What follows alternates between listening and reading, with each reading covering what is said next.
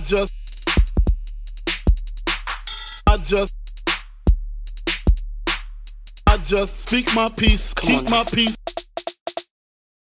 What's good, y'all? Welcome to another episode of the Speak My Peace podcast. As always, I'm your gracious host, Kyren Lacy.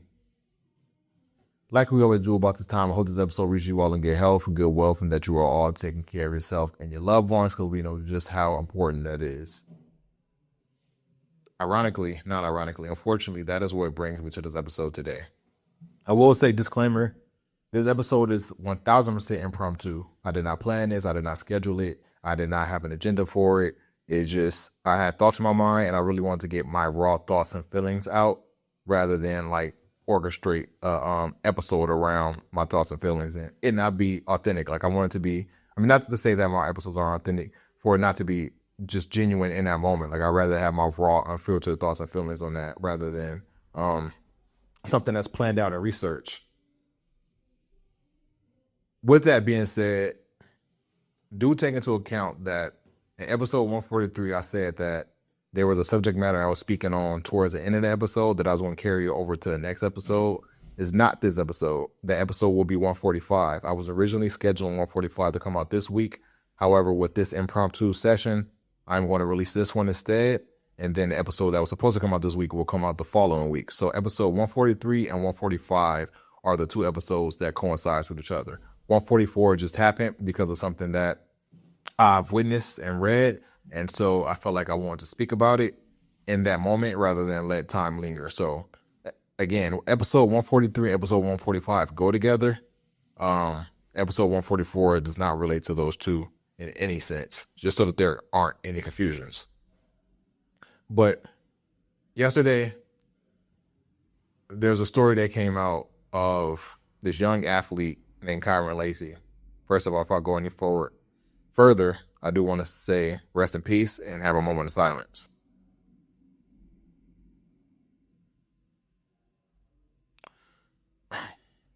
Kyren Lacy, no relation, or not any relation that I know of, but not that matter anyways, was a young college athlete, played at LSU for 2 or 3 years, was a wide receiver on LSU, one of the best wide receivers in the SEC, definitely this past year. And for those of you who don't know, the SEC is the most competitive conference of all of college football. And this young kid who was a senior should be preparing to get drafted in an NFL draft. Not next week, but the week after that. Unfortunately, that is not going to happen because he is no longer here. I am in no sense excusing or accusing him of anything. That's not my place to do. I mean, that's not my place to do that. And the Speak My Peace podcast is not the place for that either. If y'all want to cast any judgment or cast any blame, go to another publication, but this is not the space for that. However, I do have to give you all somewhat of a backstory so that I can drive my points home in terms of what I was thinking or what I believe. Kyren Lacy, as I just said, young collegiate athlete, played at LSU for 2 or 3 years, one of the best, wide receivers in the college football scene, and should have been preparing for an NFL draft. However, he was not because of an incident that happened 4 or 5 months prior to his ultimate demise. At the conclusion of the college football season, he was involved in a car accident, which unfortunately took the life of a nearly 80-year-old man. Now, the reason why I bring this up is because he is accused of reckless driving, which led to this 80-year-old man's demise. So with that happening, there was a lot of speculation. He was arrested. I guess I got to go back to this. So the car accident happened and he fled the scene. He later, there's a warrant out for his arrest. He later turned himself in and now he was on trial. Actually, a grand jury was set to hear evidence in his case today, the day that I'm recording this episode. He unfortunately took his life yesterday or the day before. I had to give you all that backstory that you understand, just to state in mind that he may be in and put you all in that space to where you are a young collegiate athlete. I think he was 24 years old. For 24 years, you've been doing everything in your willpower to get you to that ultimate goal of playing professional football. And You make a mistake one night and that derails your dreams. I believe that's where he was at. So that incident happened, I believe it was end of December or beginning of January. And so from that time to today, obviously there's been a lot of think pieces, there's been a lot of articles, there's been a lot of opinions about him and his character as a young man. And I can, taking a wild guess, I can guess that weighed on him. So the incident and what happened, which he unfortunately took his life, is I believe there was a verbal altercation with him, either a family friend or a family member. If I'm wrong, I'm wrong, but this is just what I read. That's just what the speculation is. And one thing led to another. Police were called to the scene. Now, he was brandishing a weapon when the police was called. So the report is that he fled the scene when police arrived, and him fleeing the scene led to police chasing him. So he took the police on a police chase. He reportedly ended up crashing his car, and once the car crashed, he unfortunately took his life. And it is expected or reported that it was a self-inflicted wound. For my listeners, I just made a hand gesture so that my viewers can see without me saying the actual thing. But you can put you can put the pieces together. You can put two and two together when I say self-inflicted wound. I had to give you all that backstory because just think about, you can put yourself in the shoes, 20-something-year-old athlete. You've been preparing your entire life to get to a certain stage that many don't make it to. However, you have done everything right up until this point to get to where you got. And now your talents are being displayed on the highest level and you are being considered to make it to that stage, which a lot speculate that you are going to make it to that stage. However, one night, for whatever reason, you make a mistake, an unfortunate mistake, a fatal mistake that, that is suspectedly taking a life. And I'm pausing a lot in this episode because I'm trying to mince my words. For one, I don't want to seem insensitive to him, his family, or even the victim in that incident, their family. I don't want to be ignorant. I don't want to spread information as if I know when I don't know. But I do feel like this is something I should and want to speak on. Not to say that I'm an expert subject matter, but there's a wider conversation to come out of this in situations like this. So going back into my explanation, you make one mistake one night, and now that dream, that goal that was attainable, that was within arm's reach, is slowly but surely being taken away from you. And so that mistake erases all the hard work you've done for 24 years. And not completely, but suspectedly is erasing all the hard work you've done for 24 years. Where do you go from there? How do you continue your life when for all this time you have been working towards one thing and it had been looking like that one thing was going to finally come into fruition, and it's now being taken away? Not only has it been taken away, people are casting a judgment, people you don't know, people with large social media followings, people who are on national TV, people who are writing publications, worldwide publications. Everyone is casting their judgment upon you. Imagine the mind state that you would be in as a young adult, having to weigh all those opinions while also trying to figure out what pivot you're going to make in your life. If you don't make it to this league, do you go to another league? Do you give up sports altogether? Do you try to find your footing in another realm? However, imagine that being halted because you can't make a decision until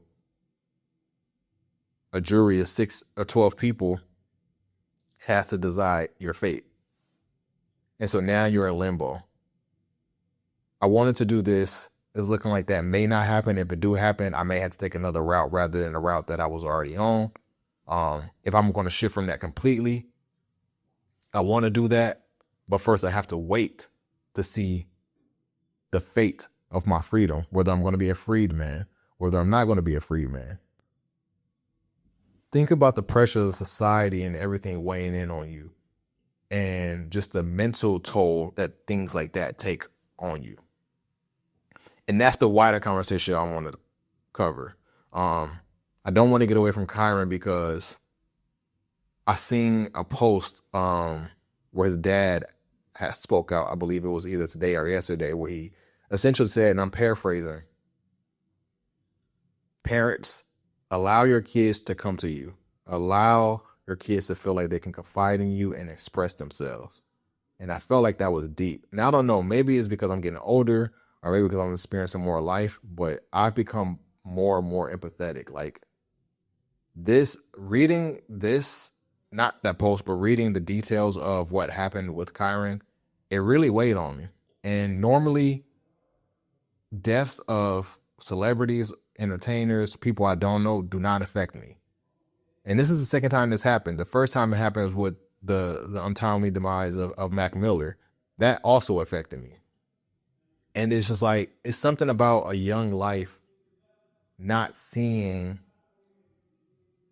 it's something about a young life not being able to fully see their dreams develop is what like weighs on me. And it doesn't have to be an entertainer. It doesn't have to be an athlete. It can just be anybody. That is a wider conversation I do want to cover because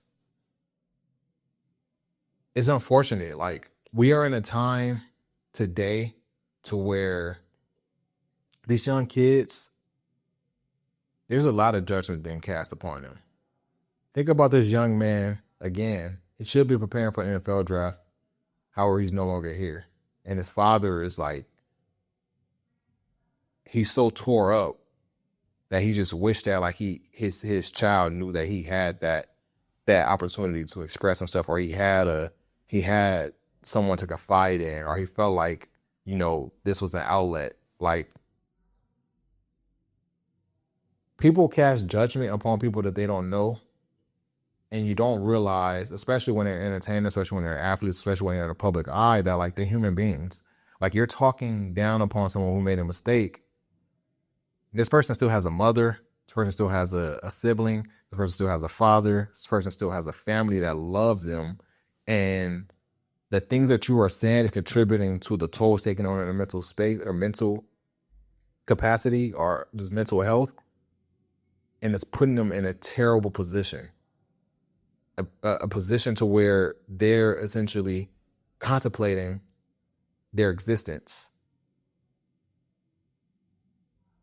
During March Madness, I seen this commercial, and I'm gonna be 1,000%. I thought it was corny, but I understand it. And I still think it's corny, but I understand it. There was a commercial during March Madness. It was a betting commercial, or it wasn't even a betting. It was a cyberbullying commercial, to where it was like this athlete that was getting a lot of criticism. It was showing like tweets popping up. It was showing like comments from Instagram popping up, and so much and so much. And the message was, these athletes are humans. Please save your judgment on them because they are humans. Your parlay does not matter more than their mental health does. And the message was right, because we are, especially with, and I don't want this episode to be solely focused on athletes, but because he was an athlete and because his message is, and I like to tie things back to sports because I play sports, so y'all know that I do that a lot. But we can remove athletes, but I am going to speak upon athletes. We think about today's day and age where betting has become more and more popular.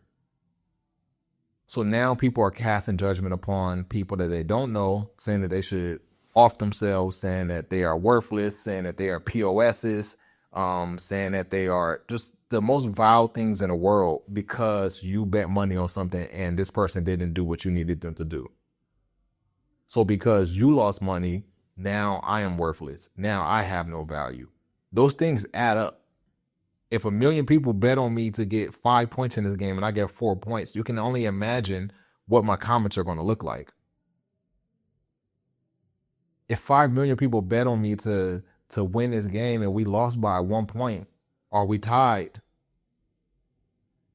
you can imagine what my comments are going to look like. You can imagine what the people are in the stands are saying to me as I'm walking off the court. You can imagine what the person who's going to see me tomorrow in the coffee shop is probably thinking about. Not even that, because a lot of times the fans won't say the things that they are saying to people online or behind gates to the person's face. That's another the part of it. But just think about like the toll that could weigh on people. Yes, some people, especially in those positions, they have to have tough skin because you're going to face a lot of criticism. But tough skin does not make you invincible. Yes, those things can bounce off your armor, but it's still going to put a dent in your armor. Just because I look unscathed, it doesn't mean I'm all put together. It just means that I'm good at holding myself together despite the things you are saying, or despite the judgment, or despite the criticism that's being casted upon me. It doesn't mean that I'm 100% at full health. It doesn't mean I'm not taking, or my health is not deteriorating from the things that you are saying just because I'm not reacting, or because I'm not showing you that I'm not reacting to it. Stand in the athlete space, something that just happened recently. We can think about LeBron James. You know, LeBron James confronted Stephen A. Smith. For those of you who don't know, Stephen A. Smith and LeBron James have had, I wouldn't say a few, but Stephen A. Smith has, for a majority of his career, has talked down upon LeBron James for the sake of building on Michael Jordan. Stephen A. Smith was a big Michael Jordan fan. He said Michael Jordan is the number one basketball player. And the minute that there have been conversations where people started considering LeBron James as that, Stephen A. Smith had began to talk down upon LeBron James. So that's just between them. Now you enter in a situation to where LeBron's kid is now a professional athlete, and there's been judgment being cast upon him and saying that, you know, he doesn't deserve to be where he's at because he's only made it where he's at because of his father. He's not actually a good athlete. He's not actually worthy to be in the space that he's in. And LeBron James steps in to Stephen A. Smith. Stephen A. Smith is probably the most recognizable sports pundit in the world right now. So when you are on a platform like ESPN that's backed by Disney, you have millions of people tuning in to what you are saying. So now we were not only speaking upon me, you're speaking upon my son. Those things grow legs. So now my son, who was a teenager, who works his entire life to get to where he's at, he may be questioning his existence because he have people telling him he don't deserve to be here. And you're also contributing to this narrative, and now this thing is growing legs. Mind you, not only did my kid work entire life to get to where he got, my kid damn near lost his life to get to where he got. Like, for those of you who don't know the backstory, when Bronny was at USC in college, he had a health scare, a near fatal health scare. He had a heart issue. And he had this issue occur over the summer, and before the end of that year, he was playing basketball for USC. That's unheard of. The kid nearly gave up his life to reach his goals and his dreams. And he is still being, or he was and is still being heavily criticized about his production during that year. Oh, Bronny's only averaging 5 points. He went to college, he only averaging 5 points. He needs to stay another year, or he don't deserve to go to the NBA. Like, damn the fact that he's still playing basketball. The fact that he's playing basketball, he's not doing what we want him to do. He's not worthy of what he's destined to be or what he's planning to do. Damn the fact that he almost died. Let's focus on his production. So when you have a situation like that, and now he gets to the NBA, and now the entire world is telling him he don't belong there, you don't think that, and I've seen Bronny come out, he said, like, I see a lot of the criticism. I see everything that people were saying about me. I have tough skin, but it's not like I'm not human. And I feel like that's important. I think that is what is missed a lot in these situations. Again, not just athletes, it could be entertainers. It could be Joe Schmo from down the street or wherever the case may be. These young kids are humans.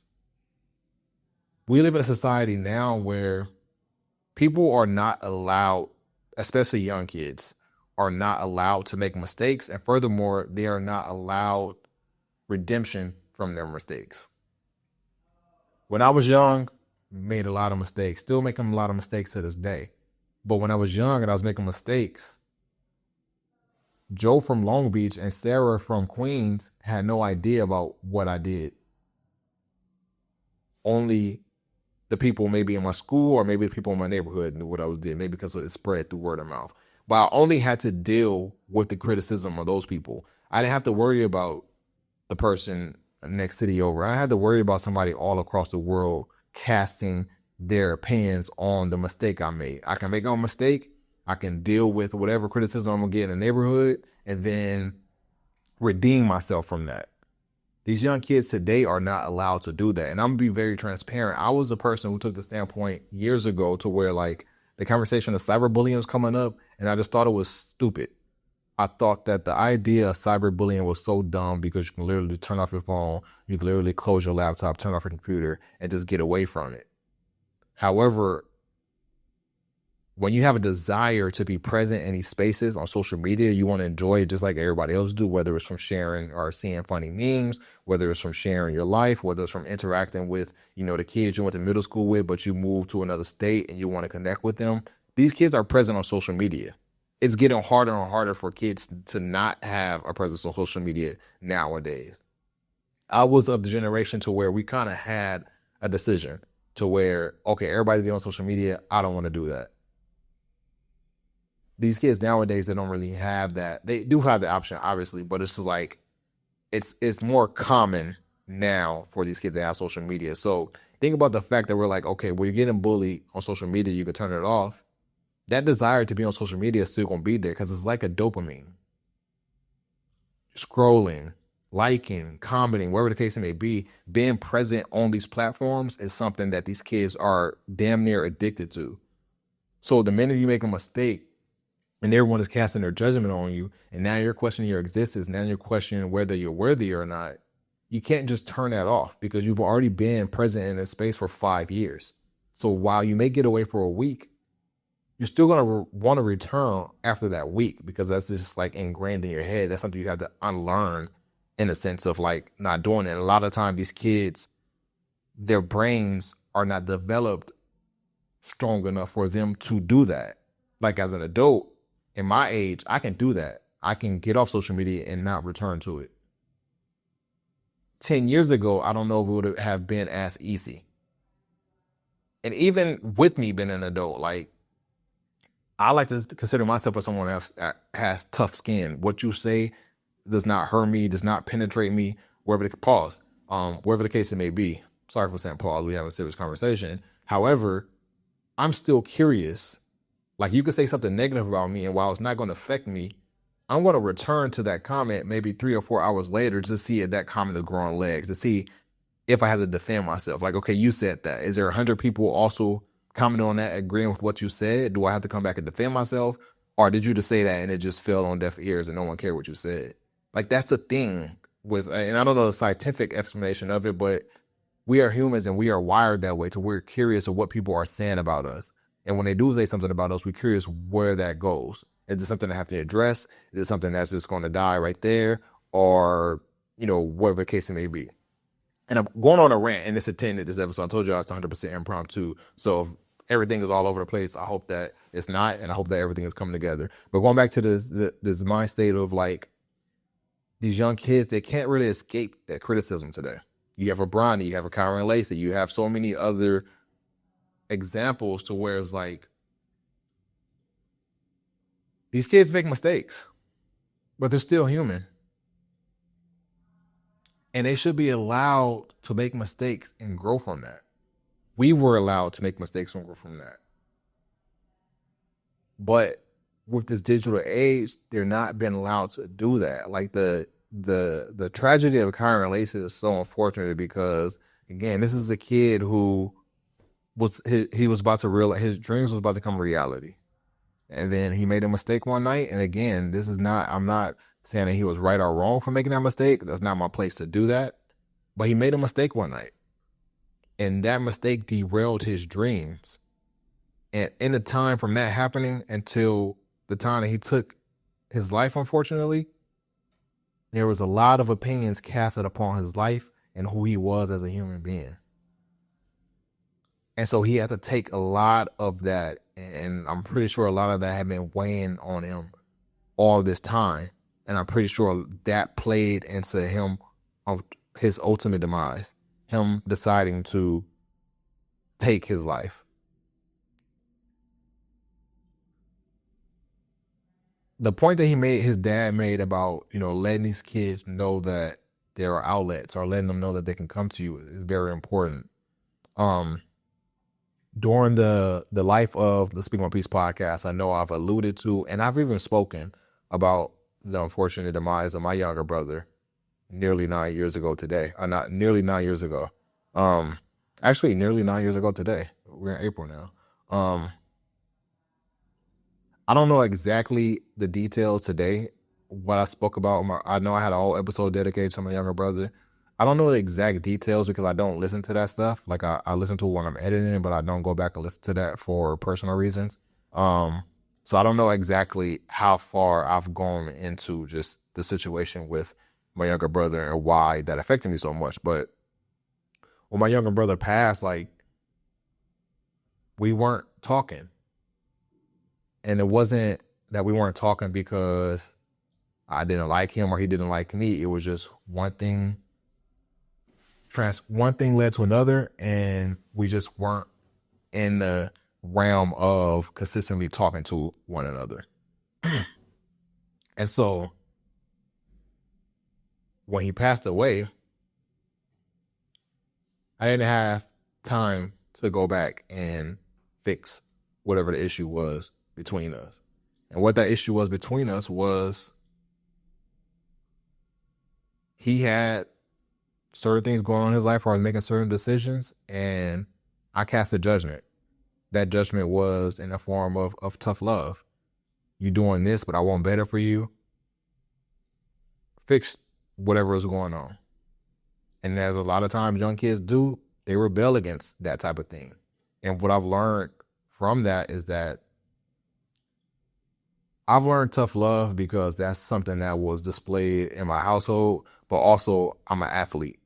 So I've also learned tough love in that sense too, to where, like, okay, to get the best out of you, I have to push you. And I have to push you in the sense of just make you uncomfortable to say, okay, well, let me whip into shape and let me do this. And so in that instance, I utilized tough love, but it wasn't necessarily needed. And that's something that I can't go back and fix. That's something I can't go back and make right. That's not a wrong that I can right, I should say. These kids, young adults, they're dealing with a lot of societal pressures. They have to deal with school, things going on in school. You know, there's so much that goes on in school in terms of popularity and appearance and things like that. So that's one thing. And we're talking about teenagers. You have to deal with societal pressures. What are you doing to better your life? Are you in college? Are you working? Are you making money? Are you taking care of yourself? Are you getting married? Are you planning to get married? Are you having kids? Whatever the case may be, there's a lot of pressures put on these young kids and young adults. And it's magnified today in the day of social media because the thing that social media and internet allows, it opens up a realm of comparison. You know, another person your age may be on social media with designer brand. Another person your age may be on social media going on trips. Another person your age may be on social media flashing money, and you may not have none of that. Also, now the pressure is on you to expedite your process to get to where they're at, whether that's through means of fast money, whether that's through means of working, whether that's means of college, whatever the case may be. A lot of times those pressures to do certain things is based on people's perception of you, but also your perception of other people. And what we have to do is, speaking to me and you, because I know a lot of my demographic around my age, my peers, as well as older, we have to let these young kids and young adults know that we are an outlet for them to express themselves. Like, I think that these young kids and young adults, you can ask them how they're doing, how their day was, and they're going to give you a 2-word answer. It was good. I'm all right. I'm okay. I'm straight. I'm good. Whatever the case may be. Those short answers. We have to be better about pulling out more. We have to extract more information. I'm good. Why are you good? What is something that happened today that you are proud of? What is something that happened in the past week that you are proud of? What is contributing to your happiness? You're not good. What was it? Was it something you said, something you did? Was it something I said or something I did? Like, delve more into those conversations, because the more and more we allow them to give us those short answers, the more they begin to, I don't want to say box themselves in, but become more recluse in a sense of not expressing themselves, because it becomes the norm. Oh, I know that they're going to ask me when we sit down for dinner how I'm doing. I'm just going to say I'm good so they can move to the next person, or they can move to the next conversation, wherever the case may be. No, let's be better about extracting why we are good. Let's get better about having them express themselves so that we know what these kids are going through. Let's allow them to express themselves without casting judgment. Because not only are they getting judgment from social media, from the neighborhood, a lot of times these young kids are getting judgment in the house. You dress a certain way. Why are you dressed like that? Your hair looks a certain way. Why your hair look like that? You saying certain things. Why are you talking like that? Like, let's allow them to express themselves without casting judgment so that they feel more comfortable coming to us about certain things. And it doesn't have to just be our children. It can be our siblings. It can be our cousins. It can be the kid down the street, wherever the case may be, our mentee. Like, give them the opportunity to express themselves so they feel more comfortable and more vulnerable about opening up about things when things aren't going good. Because that's all these kids need, is they need an outlet. They are holding so much in and they don't feel comfortable expressing themselves because it was never taught to them. And so they don't think that they have the opportunity to do that. And even be more transparent on your end. Express yourself. If you're asking them how they're doing, they say they're good, say how you're doing and why you are good, to give them example of how to do it. Because that's also another thing. Sometimes we don't know how to express ourselves because we've never seen it. We don't know examples of what it is like to express myself. We don't know how I say I'm doing good. I don't know how to further carry on that conversation because I've never seen no one do that. So let's give them the opportunities. Let's show them those examples. We're nearly 30 minutes into this episode, so I want to wrap it up here, but we shouldn't get to the point of a Kyren Lacy. We should allow these kids to make their mistakes, own up to their mistakes, and support them through their journey of redemption.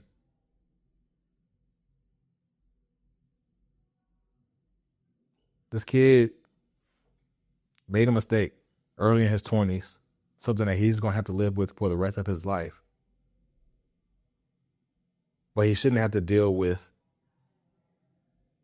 the world casting judgment upon him, questioning his existence because they're telling him he's worthless, or calling him a monster, or saying he deserves to rot in prison, or telling him that he should be dead, or certain things like that. Like, this kid should be able to make a mistake, let this jury weigh in on what they believe based on the evidence that was presented to them, and then move forward from there. It shouldn't be, you made the mistake and now it's living with you for the rest of your entire life. So now every time you post a picture on Instagram, I'm going to remind you about that. Every time you make a tweet, I'm going to remind you about that. Every time you appear in public, I'm going to remind you about that. That shouldn't have been the case. My thoughts and prayers goes out to his family, because that's something that's difficult. I'm pretty sure there was so much anxiety waiting on today for that grand jury to hear evidence on his indictment. And it was probably just became too much to deal with. Again, a kid that should be preparing for the NFL draft next week is no longer here because he made a mistake. And I'm pretty sure because I don't want to act as if I know, but he made a mistake and people didn't let him live that down. And I could guess that played a role into him deciding to take his life. Again, rest in peace to Kyren Lacy. Thoughts and prayers out to his family. Please, moving forward, let's give these young kids an opportunity to redeem themselves, to express themselves, and to just live life as we have, because they deserve it. I've ran it for over 30 minutes, so I'm going to get out of here now. That's the Speak My Peace podcast for this week. Before we do get out of here, what to watch for this week. Get out to the movies. Go watch Sinners, directed by Ryan Coogler, starring Michael B. Jordan. Once again, my what to watch for this week is Sinners in theaters now. That's Speak My Peace podcast for this week. I'm out.